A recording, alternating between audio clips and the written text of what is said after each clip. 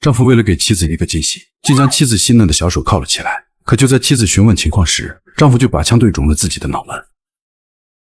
殊不知，这还只是丈夫整个计划的开始。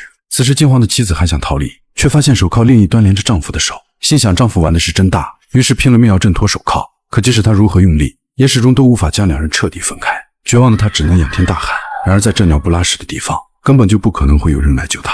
但很快，女人便坐在地上开始调整呼吸，试图快点平复眼前的恐惧。等到内心彻底平静后，她转头看向丈夫的床头柜，打算通过固定电话报警。然而电话刚拨出，竟发现处于紧急战线状态。她彻底崩溃了，没想到丈夫早把线路剪断，于是又拿起一旁自杀用的手枪，试图用子弹打断手链，给自己一次可以逃生的机会。然而就在她做好十足的心理准备时，难道是手枪哑火造成？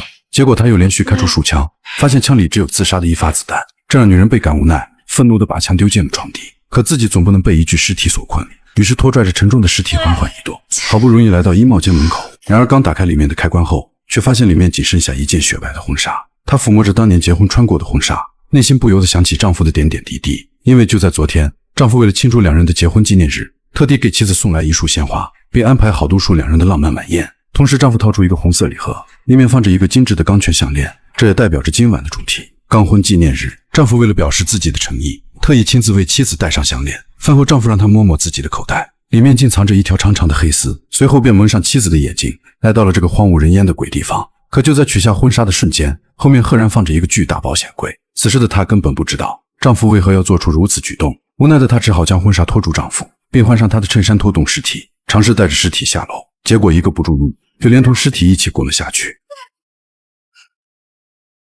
她躺在花瓣上痛苦地呻吟着，然后奋力爬起身来，将尸体一点点挪动到门口。可面对一望无际的白雪，女人还是苦笑地选择放弃。于是她再次回到房间，渴望从包里找到自己的手机，然而将所有物品倒出，也没有看到手机的踪影。但一旁的花瓶却引起她的注意，发现手机竟然被浸泡在花瓶里。于是再次拖动尸体，迅速把手机从水里捞出。她快速擦拭残留的积水，将所有的希望都寄托在这部手机上。就在准备开机的瞬间，女人兴奋不已，结果才刚开机 No, no, no, no, no, no, no, no, no, no, no, no, no, no, no, no, no, fuck!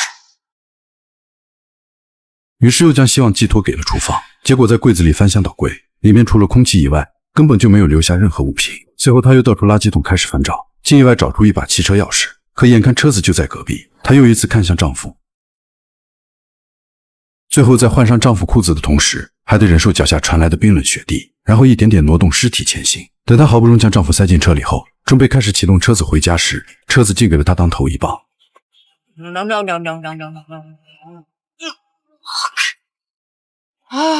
当她开门看向油箱，上面赫然插着一根油管。可就在她为此懊恼时，丈夫的声音突然传来。当发现是收音机里的留言后，竟然把自己都给逗笑了。当看到脸上满是丈夫的鲜血时，立马决定拖拽着丈夫回到房子，来到卫生间里开始清洗一遍。可看到昨晚送给自己的钢项链，她恨不得将其直接扯断。可无论她如何用力，也依旧牢牢地挂在脖子上。突然女人又想到什么，赶忙拖着丈夫来到地下室。然而打开昏暗的灯光后，才发现所有工具都被丈夫搬空。气得她开始咒骂起来。You fucking hypocrite! How many fucking times did I wash lipstick and glitter off of your fucking shirts? 面对已经冰凉的丈夫，她也只能拖着这个累赘离开。在不停的咒骂声中，用尽全身的力气才把她拖出地下室。正当她躺在地上大口喘气时，门口就传来一阵急促的敲门声。她小心翼翼地向着门外看去，原来是自己的爱慕者来了。当询问她怎么会来这里，小黑却说是女人发了条求救短信。女人这才意识到一切都是死去的丈夫所为。随后她便打开房门，而这惊恐的一幕把原本大胆的小黑都吓了一跳。当得知了事情的来龙去脉，便和女人一起商讨起应对之策。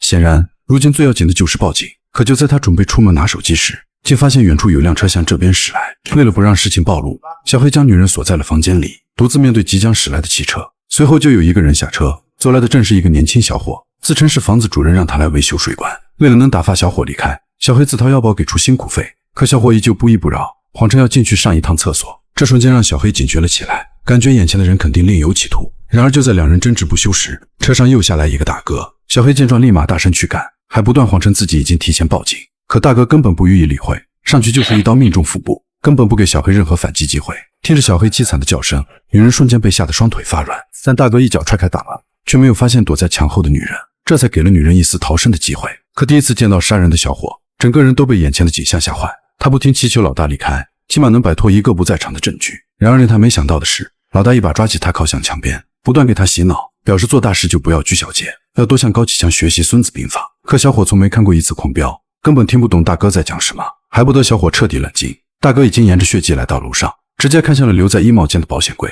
同时小弟刚平复心情，就发现了地上的血迹。随后他跟随血迹来到后门，而此时的女人正拖拽着丈夫艰难地走到仓库门口，这才发现大门正被锁链紧锁，他不得不转向另一边。刚好小伙也走出门外查看，正巧与女人擦肩而过，但通过地上的血渍方向，基本可以猜出曾经有人走过。为了一探究竟，他只能壮着胆子前往。然而女人刚把丈夫拖进仓库，却在游艇里找到了一个船锚。为了摆脱眼前的丈夫，她拿起船锚便开始砸下去。可就在她即将成功时，小伙竟突然拉动仓库大门。就在开门的瞬间，女人快速躲进了游艇，可丈夫的尸体依旧暴露在外面。随着小伙一步步靠近，女人不敢发出一点声响。正当小伙看到一具尸体时，臭骂着跑了出来。他叫来大哥一同前来查看，果断掀开篷布，里面早就没有女人的踪影。随后便翻开尸体，发现竟是叫他们来的雇主，而女人正好躲在船底下，生怕被两个人发现。但通过两人的对话才得知，竟是丈夫故意叫来两人，偷走保险柜里藏好的钻石，然后伪造出抢劫后被杀的假象。可哥俩却还被蒙在鼓里，试图找到那个女人打开保险柜。突然大哥发现地上的脚印，立马断定女人跑不远。等两人离开仓库后，女人这才长舒一口气，然后将婚纱缠住双脚，保证自己的小脚不被冻伤。随后扯掉连接发动机的油管，顺着油管的方向找去，恰巧发现了仅剩半箱的汽油。而在另一边，小伙通过毕生所学，得知保险柜是个高科技玩意儿，打开不仅需要密码，还需要更高级的指纹识别，这瞬间让他陷入困境。可大哥为了拿到保险柜里的钻石，打算由小伙去拖拽尸体，自己则去寻找那个逃跑的女人。而此时的女人正拖拽着油箱去往车库，想利用仅剩的一点汽油逃跑，结果一个不小心拉断油管。然而还不等他思考，门口竟然传来了开门声，于是赶忙躺进雪地，刚好厚厚的积雪挡住了他的身体，又让他成功逃过一劫。等小伙刚走进仓库，女人立马爬起身来，疯狂地拖着油桶离开。就在他把油管插进油箱里，试图将油抽进汽车时，大哥刚好走了进来。可就在女人悄悄藏在轮胎后面，大哥就看向车底，结果没有发现女人的痕迹，于是又来到另一边，一把扯掉女人插好的油管。这一切都被躲在车底的女人看着，还不等她清醒，男人又直接蹲下身子，一刀砸爆汽车轮胎。眼看危险渐渐逼近女人，他也趁机离开仓库，结果一个转身，却遇到正在搬运尸体的小伙。慌张的女人不断后退，却被身后地下室的路口绊倒，为此她赶忙躲了进去。但很快，大哥又向女人的方向走来，情急之下，女人连忙爬向楼梯，试图从屋内选择逃跑。结果刚到门口，又遇到搬运尸体的小弟。眼看楼下的大哥步步紧逼，而门口的小弟却近在咫尺。就在将被发现时，车库里的汽车突然发出警报，瞬间将两人的目光吸引。他们赶忙跑去查看，原来这一切都是女人所为。愤怒的大哥踢向汽车，小伙却在埋怨他做了什么。等小弟处理完汽车警报，立刻跑出来与大哥争执起来。可大哥根本就不理会，果断封锁住地下室的出口，然后一把抓住小伙的脑袋开始洗脑，让他集中精力寻找女人，这样才能拿到保险柜里的破天富贵。在大哥一顿输出下，小伙这才集中精神准备寻找女人。随后他们再次回到屋内，小伙立马看出了异样，发现小黑的鞋子不见了，想必女人就在房子里。于是大哥来到2楼查看，在确认完房间里没有人后，他把目标看向了阁楼，于是打开阁楼隐藏的楼梯，小心翼翼地爬了上去，发现了房梁上遗留的脚印。此时女人正躲在白布下，男人慢慢靠近白布，在掀开白布的瞬间，只有一个老旧的高尔夫球袋。突然女人从一旁站起，挥手就是一杆重锤，随即女人也纵身跳下，立马在大哥身上寻找起车钥匙。楼下的小伙迅速上楼，却看见已经倒地的大哥。就在他俯下身子叫醒大哥时，女人突然从身后冒出，一棍将他打进房间，然后快速关上房门，并将门锁彻底打坏，还拔掉了上面的锁芯。随后女人飞速跑向两人的汽车，躲进车里准备启动，却被醒来的大哥一拳打碎车窗。挣扎中的他拿过一旁的手机，迅速拨打报警电话。可即使是拨通了电话，却还是被大哥彻底制服。当小伙跑来询问情况，才得知女人已经拨通报警电话，警察很快就会向着这边赶来。可由于地处偏僻，大哥觉得他们还有很多时间，完全可以在警察到来之前拿走保险柜里的钻石。然而小伙并不想跟着冒险，打算独自离开，却被大哥一把按在车上，用匕首逼迫他一起完成抢劫。在强大的压力下，小伙也不得不就此服软。最后女人因为嘴硬，吃了大哥重重的一脚。等她再次醒来，竟然又和死去的丈夫靠在一起。此时大哥一把抓住女人，还声称密码就是两人的结婚纪念日。可女人很清楚，只要自己说完密码，很快就会成为他们的刀下魂。眼看女人不肯说出密码，大哥立马拿出刀要割掉女人的脚趾。然而一旁的小弟根本看不下去，劝说大哥不要再伤害无辜，结果被大哥一把推倒在地。就在小伙无奈之时，无意看到床底下的手枪，可就在大哥准备动手时，就被身后的上膛声惊呆。面对真理的压迫，大哥还想通过洗脑教育小伙，可现在小伙根本不吃他画的饼，最终大哥只能恶狠狠地放下手中的刀，然后乖乖地站向一边。小伙立马告诉女人，只要他能帮忙打开保险柜，自己一定首先放他离开。眼看小伙如此有诚意，女人要求把手铐帮忙解开，才会将密码告诉小伙。很快两人达成协议，仅仅只是几秒钟，小伙就把女人的手铐解开，随后女人便如约说出了密码。大哥赶紧拉来一旁的尸体，在通过指纹识别后，立马输入女人说的密码。然而打开保险柜才发现，里面竟然藏着一把崭新的锯子，上面还写着你寻找的钻石就在他的心附近。女人立马想到了脖子上的项链，赶忙让小伙帮忙取下项链。就在两人积极配合的取下项链时，却根本找不到打开按钮。可大哥看向锯子，觉得这并不只是提示。女人立马明白了大哥的意思，赶忙祈求小伙剪开项链。小伙赶忙拿出卡钳开始帮忙，可项链的硬度却超乎他们的想象。还不等他们剪开项链，大哥直接夺过小伙身后的手枪，然后一拳打倒小弟，并向着女人开出致命一枪。结果却发现没有子弹。刚反应过来的女人立马要去拿刀，却被大哥一把按在地上，想立刻取下女人的头颅。起身的小伙赶忙阻止大哥，结果在疯狂的拉扯下，不慎撞上了墙上的挂钩，直接让小伙领了盒饭。与此同时，女人赶紧起身，并提前拿到一旁的刀具。大哥赶忙转身看向女人，并把所有的罪行算在女人头上，誓死要把女人碎尸万段。很快两人就缠斗在了一起，可女人怎么会是壮汉的对手？一个反手就将她打倒在地。女人赶忙朝着门外爬去，但被大哥一刀插中大腿，然后直接用力一把拖了过来。就在他使出致命一击时，被女人用相框挡住，在丢掉相框的同时，捡起一旁的镐钳就拍了过去。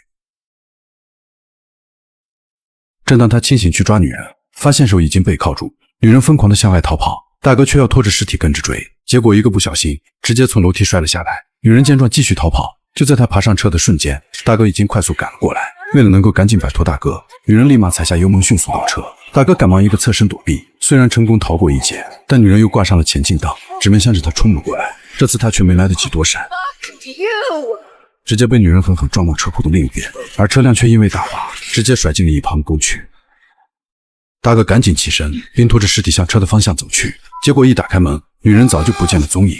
此时女人拖着受伤的大腿，不断向着湖面爬去，同时大哥也紧随其后，试图要拿走女人脖子上的项链。就在即将追上女人时，他一把抓住女人的脚踝，取下嘴里的匕首，用力向下死去。眼看一刀没有得逞，他赶紧掐住女人的脖子，想让女人窒息而死。然而求生的本能让女人开始反击，他扬手夺过右边的匕首，反手向着大哥刺去。结果大哥转身倒地的同时，导致边面迅速裂开，尸体顺势掉进湖里。大哥赶忙抓住女人的脖子，将她也直接带进湖里。眼看两人生死未卜，女人灵机一动，抓起大哥身上的匕首，向着眼睛刺了过去，疼得大哥直接松开手臂，这才给了女人一丝上浮的希望。很快女人不断敲击冰面，用尽最后的一丝力气刺破冰云，终于才得以获救。得救的女人赶忙摘下婚戒，让她与死去的丈夫一起葬身于湖底。至此影片结束。